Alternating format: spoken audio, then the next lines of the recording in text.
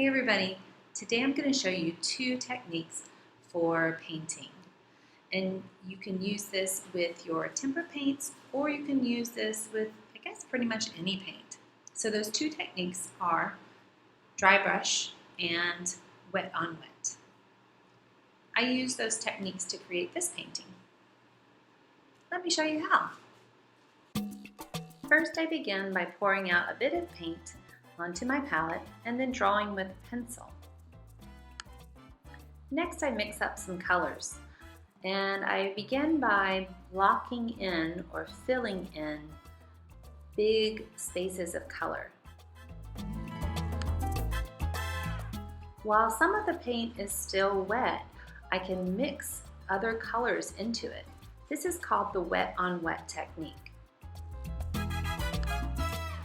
By using the wet on wet technique, I can blend colors better.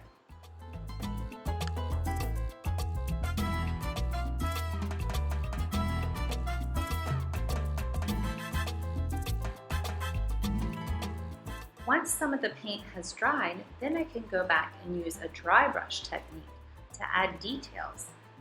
I can add patterns and shadows and textures, lots of other things.